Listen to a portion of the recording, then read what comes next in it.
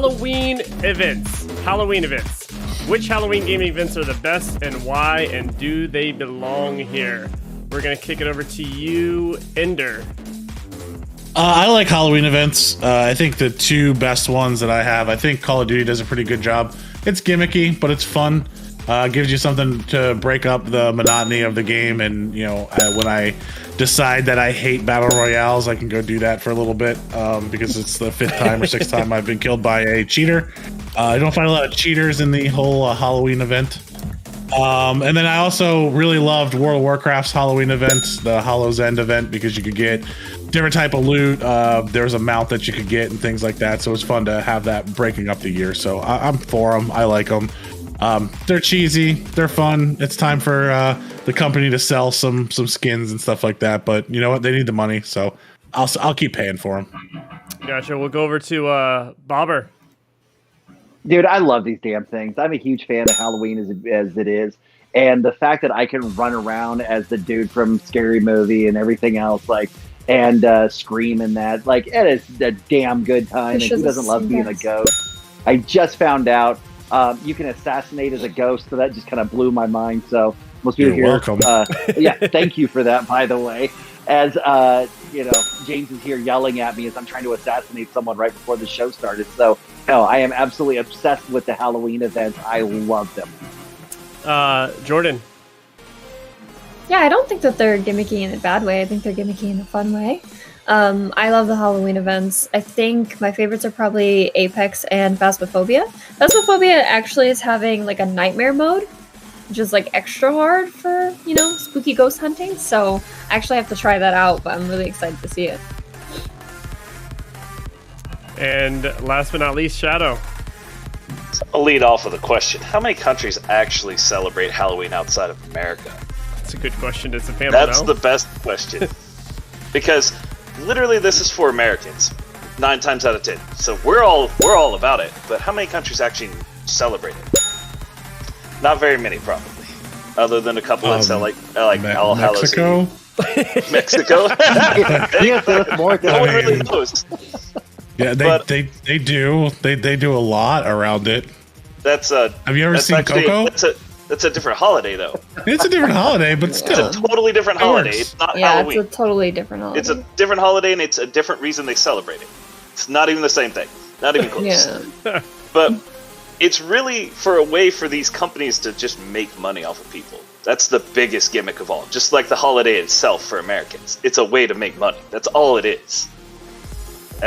I like the events, and I'm guilty of buying all the skins and everything for every event almost.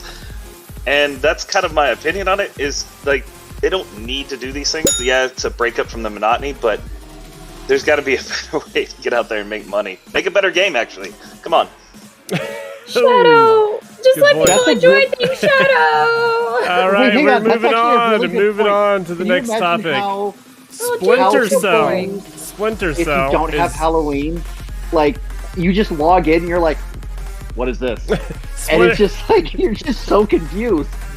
Jay's taking over here, but Splinter Cell is back in the news. It's not just a mobile game. It is not just an expansion. It's actually rumored to be a real game for once. Shadow, your thoughts? I hope they do a good job with it. I enjoyed the original Splinter Cell games, and there's been little teasers here and there that it might be coming back, and we've always had these little, like, just the inklings wanting to play this game again, sneaking around and killing people, doing your little top secret missions and stuff. The little 3 green dots that everybody's iconic for. I really want to see it come back and be a really good game. True. Jordan. From what I've heard, everyone is excited about it, for not to only be like a mobile game or a VR game anymore, but for it to actually see the light of day. Excited. Hopefully they get it out like 2022, maybe beginning of 2023. And Jay. Look, I can speak from a little more experience because we all know that Jordan was in preschool when the game last was on a wide format. So, you know, I'm excited about it just because of the nostalgia, but I think we're running into the same like Halo thing, and you guys made fun. We need more money. Let's go get another old title that used to be awesome. Like, let's dust that off instead of creating something new. So, as hopeful as I am, I really would like people or the companies to focus on creativity and new gameplay and new everything. But yeah, I'll play it. I'm in. Ender. Looking forward for it to come back. We don't have enough real stealth games out there. Like, I think having another stealth game come back into the market would be awesome. You had like Metal Gear Solid for a while. Then you had, like, depending on how you play, Red Dead Redemption 2, like you can kind of play stealthy there. And it fits for them because you have Ghost Recon, which sounds like they're going Battle Royale. You know, they're pushing that angle. You have Rainbow Six, which is more team tactics and like new technology type deal. So they really have a hole for that stealth tactic game. And I'm just tired of like turning on Hitman if I want to play a stealth game. Like, give me something else to play. You should check out Origami 2. That's out on Game Pass right now. It's a ninja stealth game. It's pretty good. Sure, what he said. Like stealth games? That's bonus points for dropping a Game Pass update there. Everyone knows I'm a big fan of the Game Pass. I mean, I definitely think we want stealth games out there. I think they're some of the most fun games that you can play. Final thoughts? Anyone?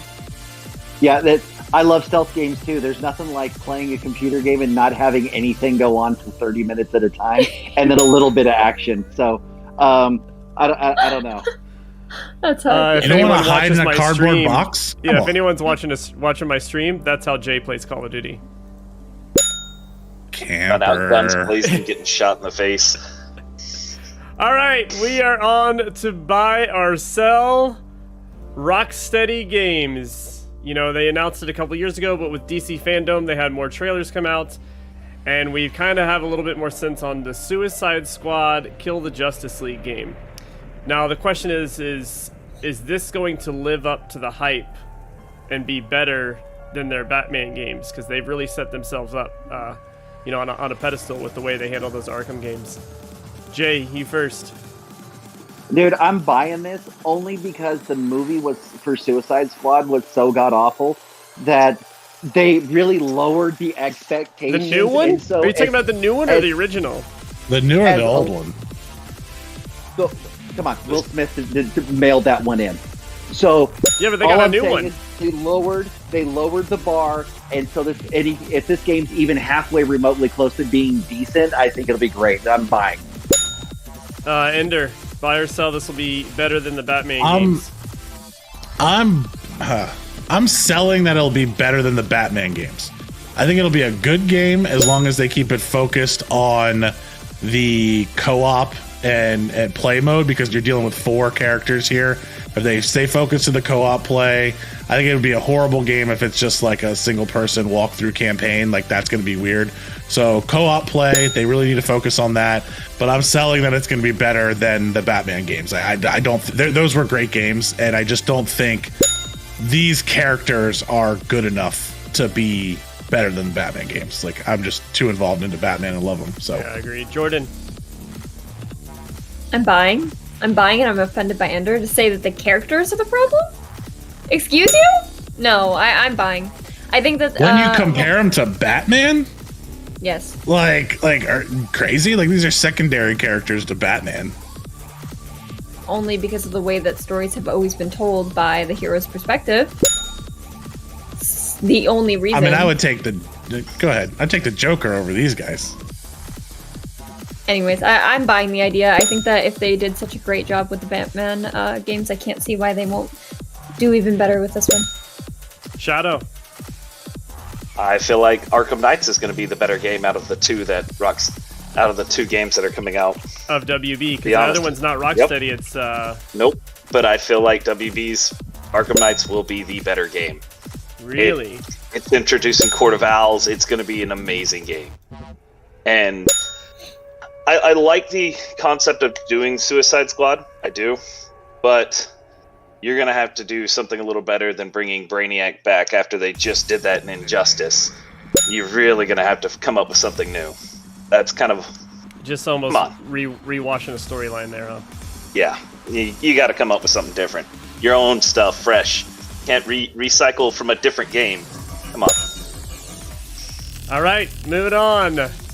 All women's team. G2 Esports makes an all women's team for Valorant.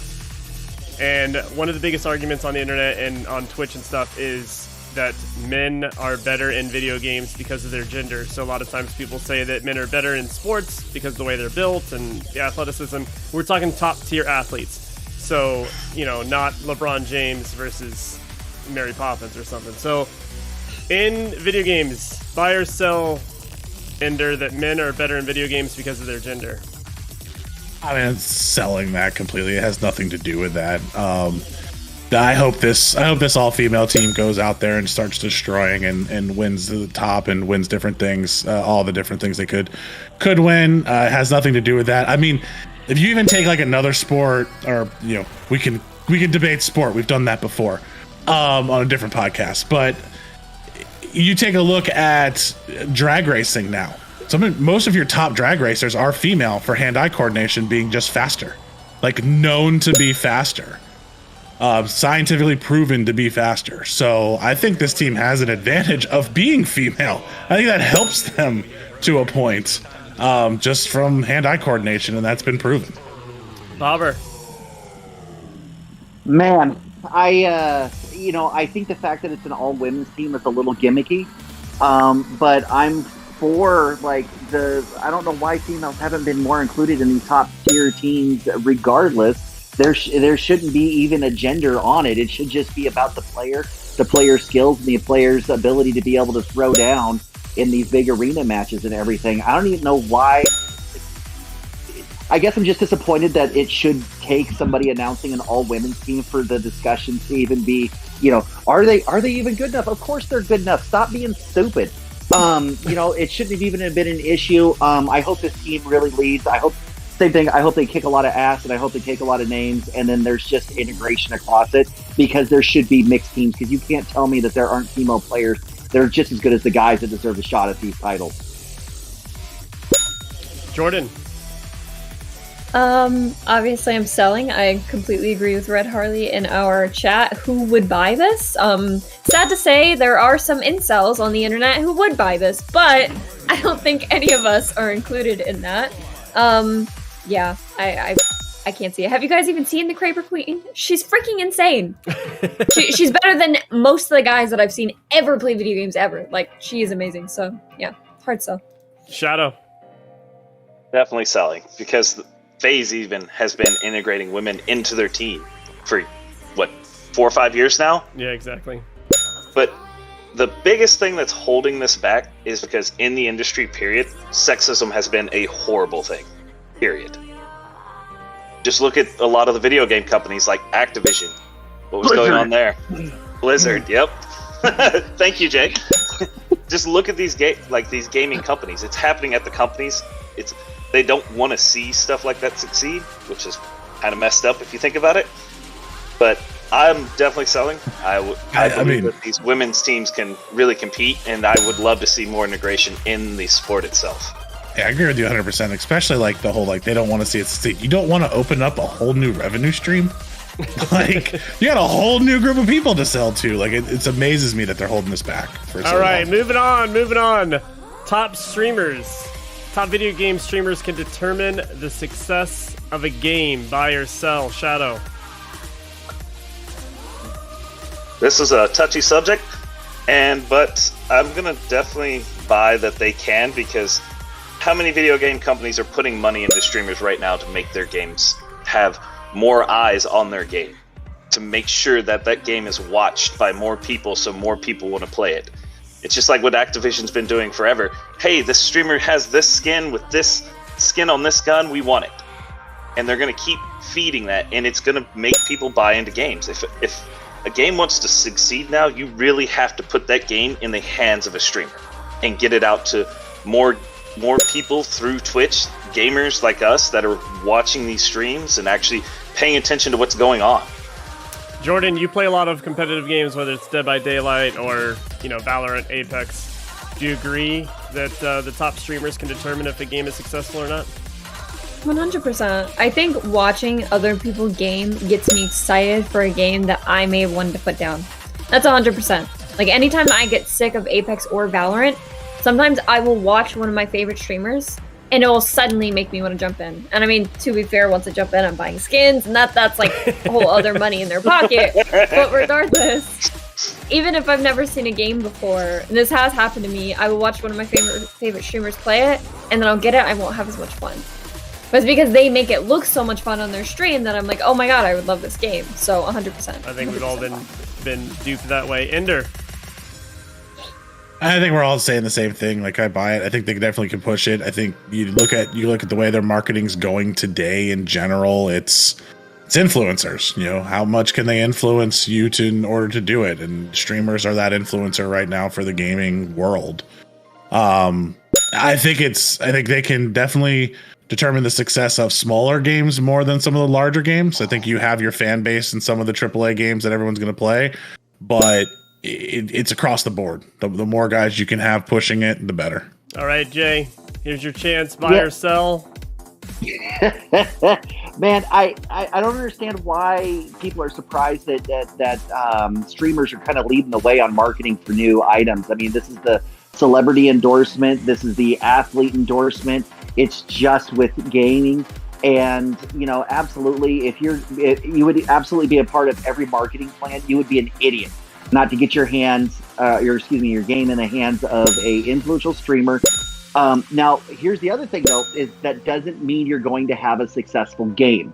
Just because you can bring all the horses up to the water doesn't mean they're going to drink, because they're going to do exactly like Jordan said.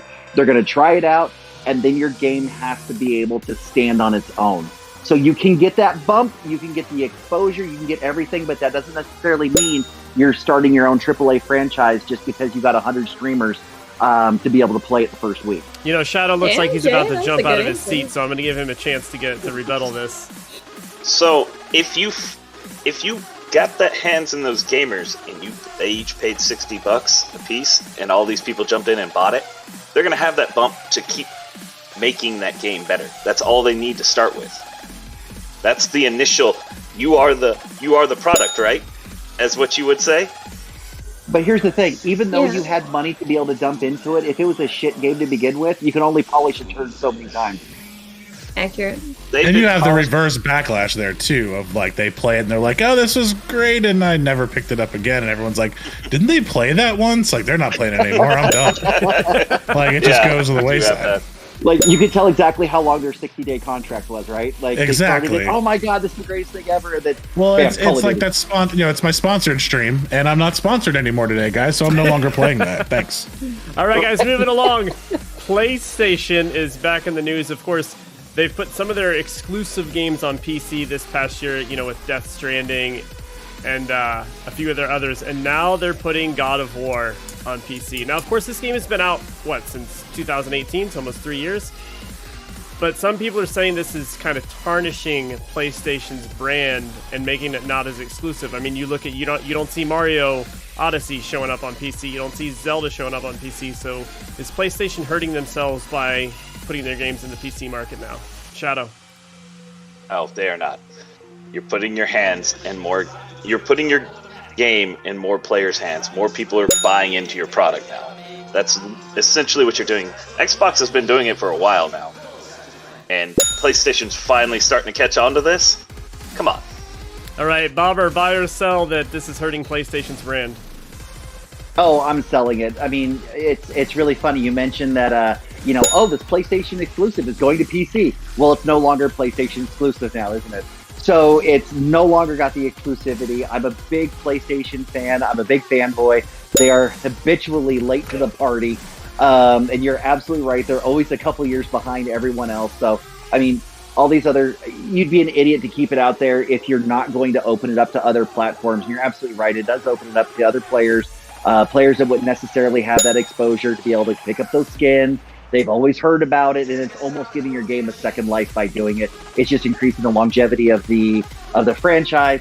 I love it. I think it's great, but we got to stop using PlayStation exclusive, because once it goes to PC, it's no longer exclusive. Jordan, your thoughts, buy or sell? This is hurting PlayStation. I'm gonna sell. I think people who are PlayStation lovers will continue to buy PlayStations as long as they are making them, especially because they are technically cheaper than consoles. If you think about Xbox or PlayStations, they're more cost effective for families or anyone who just doesn't really need a PC. So I don't think it hurts them at all. Ender.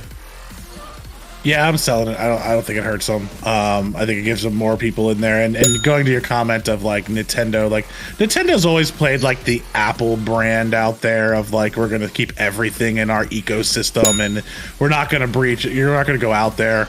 So that's just how Nintendo's done it and how they're always going to do it. But I think for God of War and PlayStation, that's not what they're trying to do. They need to branch out. I love hearing that because now I can't get a hold of a PS5. So it's like, oh, great. I can just use this incredibly expensive PC that I just built and play the game that I want to play. I don't have to buy something else. Like, that's awesome. Speaking of building your PC, let's go on to the next topic. Final buy or sell topic before elimination here.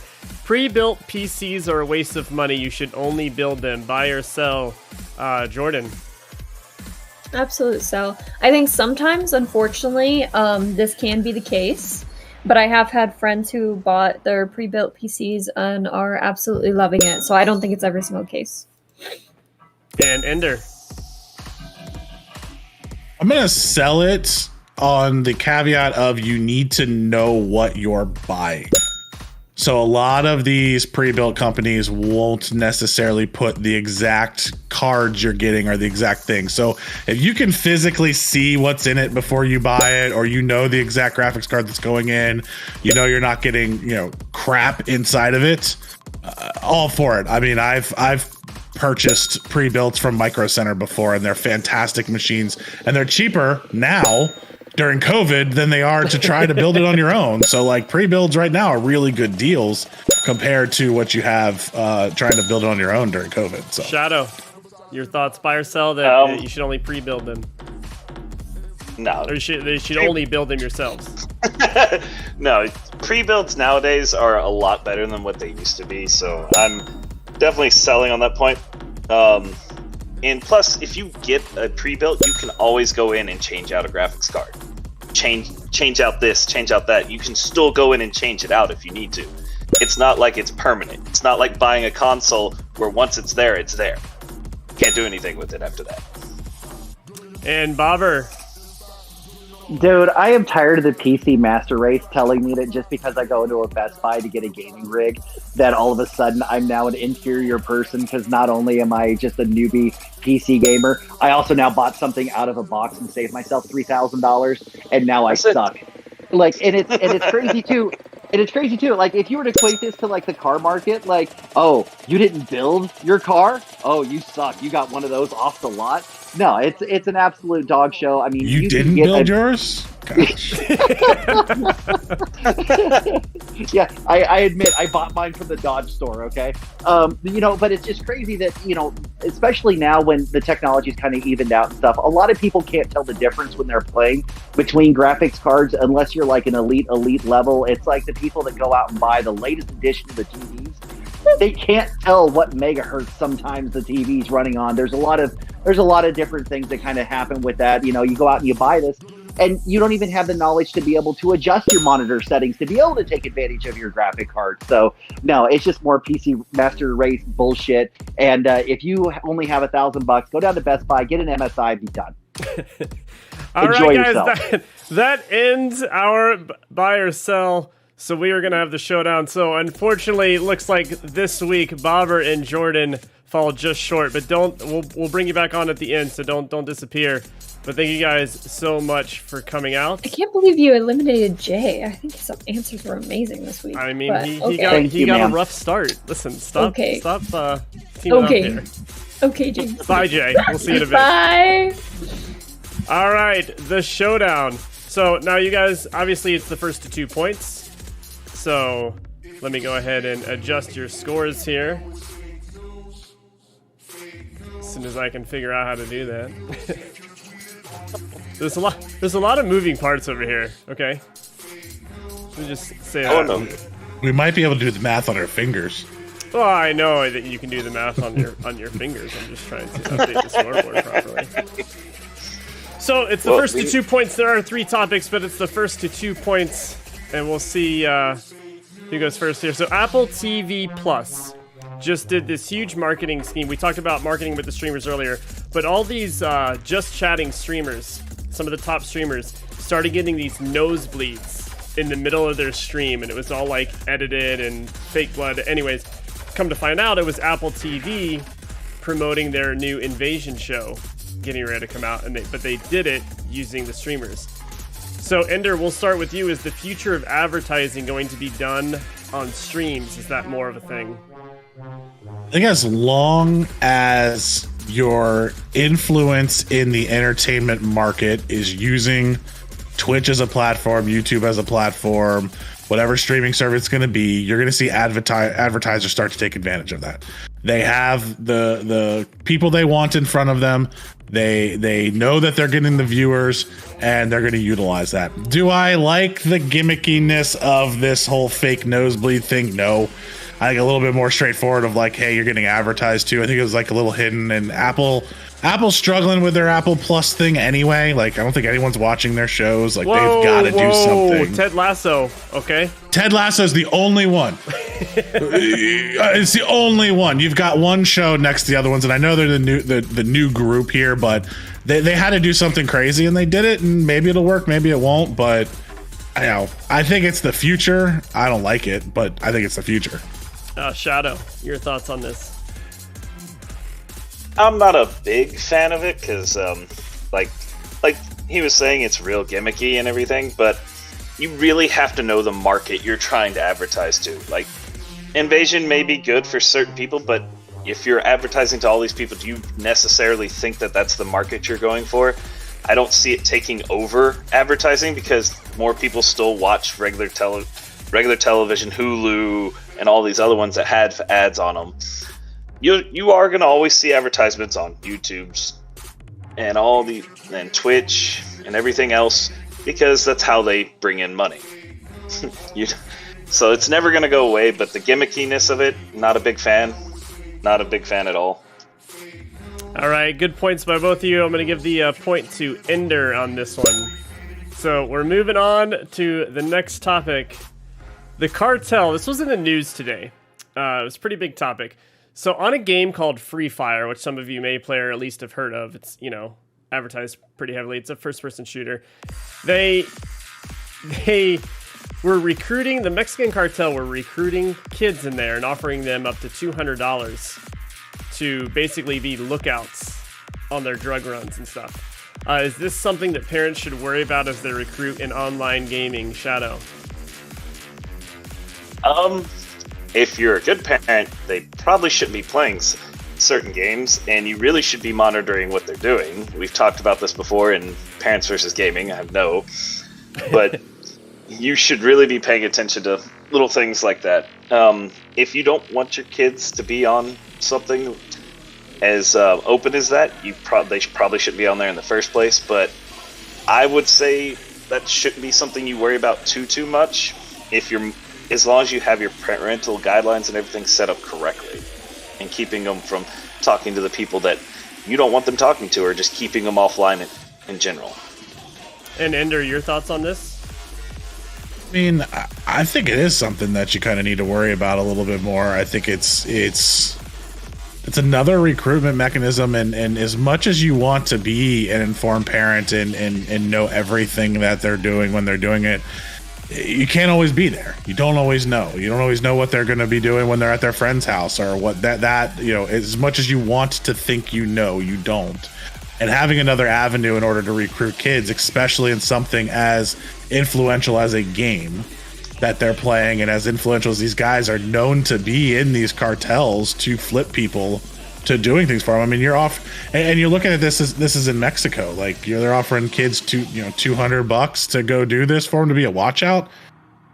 Why not? Like, I mean, they're going to start doing that, and it's going to just keep moving to bigger and bigger things. I think you got to be worried about it. I think the game itself needs to be worried about that. I don't know how you police it or traffic it or anything like that. It's kind of open world there with online play, but I am concerned about it. Like I said, I want to be as informed as I can as a parent, but I don't think you always can.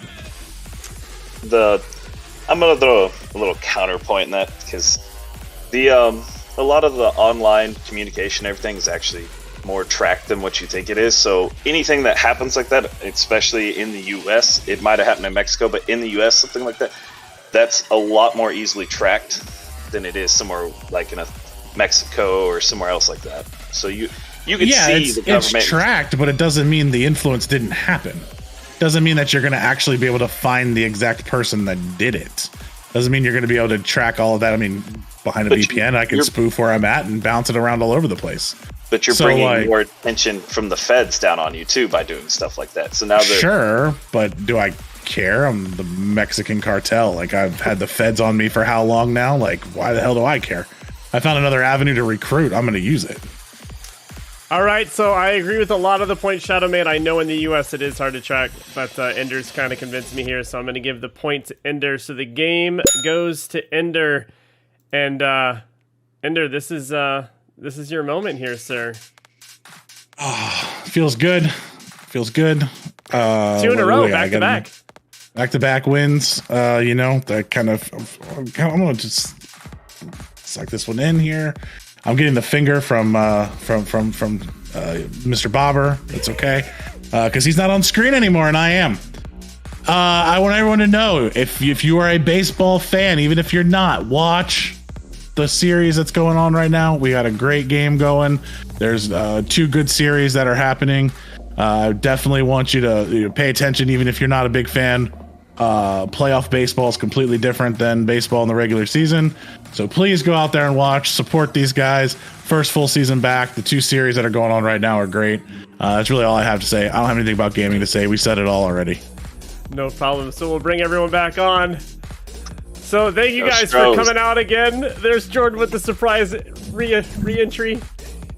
Thanks everyone. You could give me like a 5-second warning next time, like about to bring him in, something Andrew was like done. that. You're coming back.